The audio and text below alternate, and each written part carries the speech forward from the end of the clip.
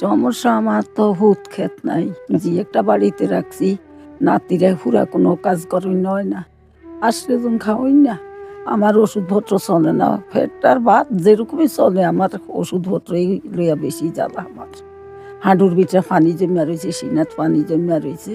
ওষুধ পুড়ি খাওয়ান লইয়া অসুবিধা আমার বেশিরভাগে।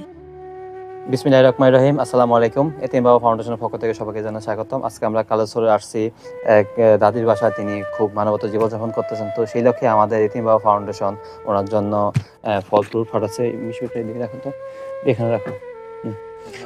ফল ফ্রুট রাখছে। তো সেই ক্ষেত্রে নিচে দেখেন, মিশু দ্বারা থাকো নিয়ে। তো আমি আমাদের এতিম বাবা ফাউন্ডেশনের পক্ষ থেকে আমরা সবাই যারা ভিডিও দেখছেন তাদেরকে ধন্যবাদ জানাই। এই কারণে আপনারা আমাদের ভিডিওগুলো কন্টিনিউ দেখতেছেন এবং যারা প্রবাসে আছেন আপনাদের সহায়তা বা আপনারা যারা ধন্যবাদ বিত্তবান আছেন আমরা এই কাজগুলো করতে পারি। আশা করি ভবিষ্যতে আপনারা আমাদের সাথে সহযোগিতা করবেন। তো আজকে আমাদের এখানে উপস্থিত আছেন আমাদের কালেশ্বর গ্রামের কৃতি সন্তান দুলাল ভাই। তো আমি দুলাল ভাইকে বলবো যে আমাদের এতিম বাবা ফাউন্ডেশন সম্পর্কে যদি কিছু বলতেন। আসসালামু আলাইকুম রহমতুল্লাহ। এতিম বাবা ফাউন্ডেশনটি একটি সমাজসেবামূলক প্রতিষ্ঠান। এই প্রতিষ্ঠানের মূল উদ্দেশ্য হচ্ছে সমাজের অসহায় আত্মপীড়িত মানুষের পাশে দাঁড়ানো। তাই আমার মতামত হলো আপনারা সার্বিক সহযোগিতার মাধ্যমে এতিম বাবা ফাউন্ডেশনের পাশে থাকবেন। এটি হলো আমার চাওয়া।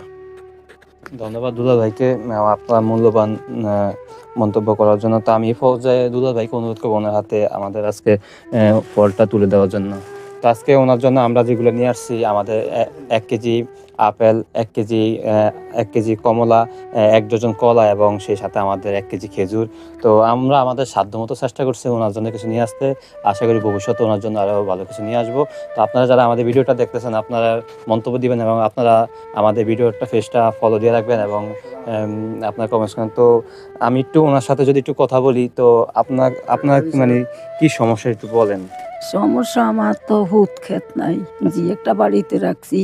নাতিরা হুরা কোনো কাজ করই নয় না। আসলে যখন খাওয়াই না।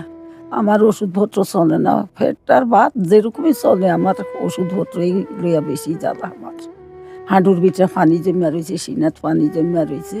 ওষুধ পুড়ি খাওয়ান লইয়া অসুবিধা আমার বেশিরভাগে।